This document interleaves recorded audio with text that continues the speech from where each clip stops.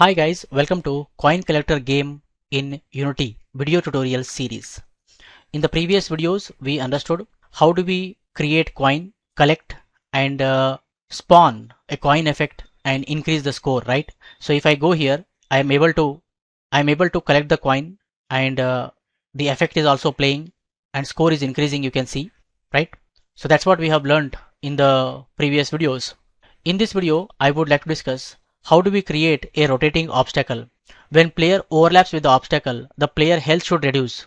That's what we are going to understand in this class, guys. So let's get started.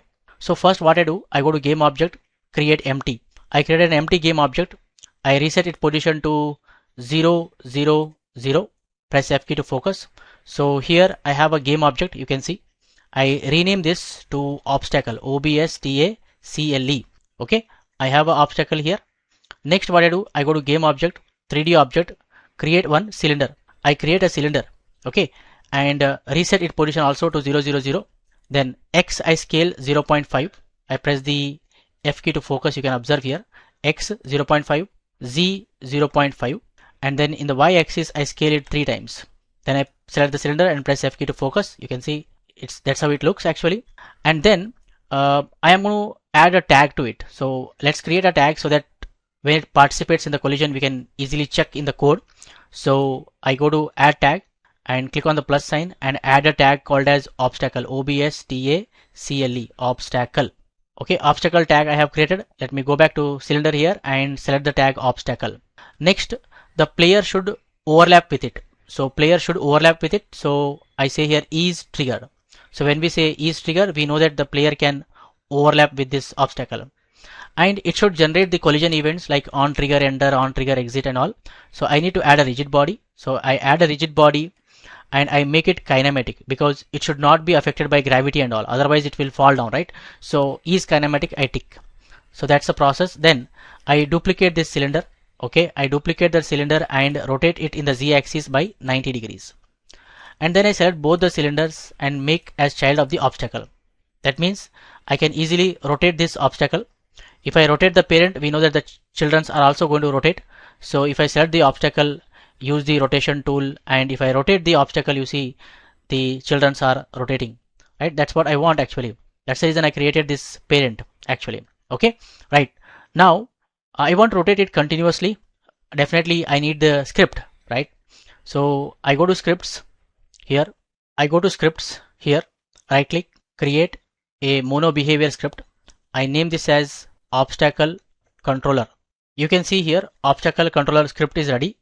I attach it to the obstacle empty game object because I am going to rotate this empty game object. Automatically the cylinders are going to rotate, right? So obstacle controller is attached. You can see that. I double click to open it.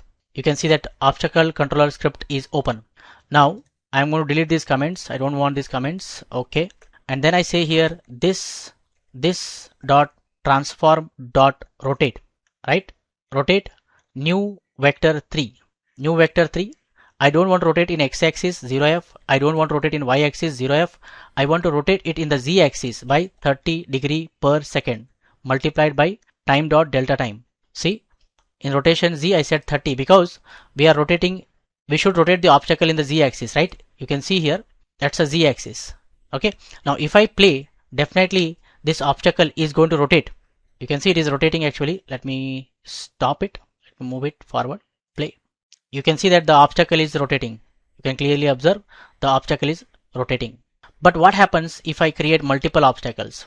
So if I create multiple obstacles, Control D to duplicate one more obstacle. Okay, Control D to duplicate one more obstacle. If I play, all of them are going to rotate at 30 degree per second. See, they are rotating with the same speed. They're rotating with the same speed. I don't want that actually. I don't want that. So I stop. I want they should have a random speed. They should have a random speed. So I need to write a code. I'm going to create here float. I call this as rotation speed. Okay, rotation speed. And then I say here float. I say here rotation speed min equals to 15f. And I create one more float rotation speed maximum. Let me say 45f. Let's say 45f, or let's say here we'll have 15f and then 45f. I think that's okay. Now I say on start rotation speed equal to random dot range, and I pass here minimum rotation speed, that is 15f, maximum rotation speed, that is 45. So the rotation speed will be between 15 to 45, and this rotation speed I am going to use over here, right?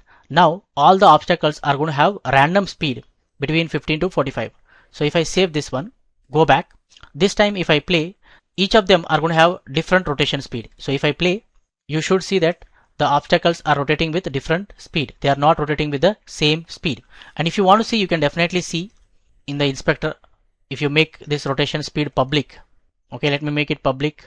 This one also I'll make public. This one also I'll make public so that we can change in the inspector. I go back. So if I play now, you should see each obstacle having different speed. So obstacle, this one has 43 speed, the first one. The second one has 34 speed, and the third one has 20 speed. You can see that. So they have different rotation speed. If you want, you can change the minimum and maximum speed, right? So that is how we can have a random speed for obstacles. Okay, then I delete these two obstacles and I convert this obstacle into prefab so that I can use in different scenes, right? I can use it in multiple scenes. I select the obstacle, press F key to focus. I place it on here. Okay, let me go back, and then I select these coins, Control D duplicate. I select this, Control D duplicate. I can have one more obstacle here. Now what I want is, if player overlaps with these obstacles, his health should reduce. So if I go, if player overlaps with these obstacles, his health should reduce. I want the player health should reduce. So we have to reduce the health. So player has to carefully jump and save his health in this place. Understanding? So what I do now, I go back to player controller. Here in the player controller, I say manage health, right? Like manage score, manage health. And here I create the variable called as health, like score, right? On start, I say here again manage health, comment. I say here health equals to 100. Initially the player health should be 100, so I set here health 100. This health should reduce when player overlaps with the obstacles. So here we are checking if player overlaps with the coin, what should happen? We have already written the code. So down here I say if other dot game object dot compare tag, if the game object has the tag obstacle, this code should get executed. That means if player overlaps with the obstacle, this code will get executed, guys. Understanding? In this place what I say health should be equals to health minus 25. The health should reduce by 25, and I display it. I say debug.log. Here I say health colon plus health. I display like score here. I am displaying the health here. Okay, if I save this one and go back, and you see in the console window, I play. Okay, now if I go here, if I overlap with the obstacle, you see health is reducing. Health is 75. You can see here health is 50. You can see health is 25. So like this, when the player overlaps with the obstacle, his health should reduce. This is how you write the code, guys. I hope you guys have clearly understood. Okay, there are some situations if the obstacle is rotating so fast, then health reduces so fast, guys. So what we can do for that is we can create one separate variable. So I'm going to create one variable here, bool has triggered. Initially you set it to false. Okay, you set it to false, and you check the condition here. If has triggered is equal to true. If has triggered is set to true, then return from here. Don't check again. And if player overlaps with the obstacle, then simply set here has triggered to true. Okay, if player overlaps with the obstacle, set has triggered to true.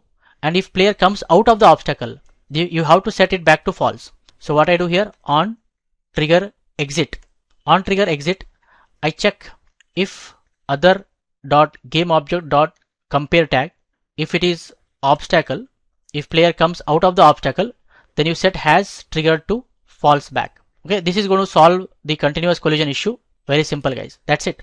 If I go back, everything should work perfectly. I click on the play button. You can see we are able to collect the coins and the score is incrementing.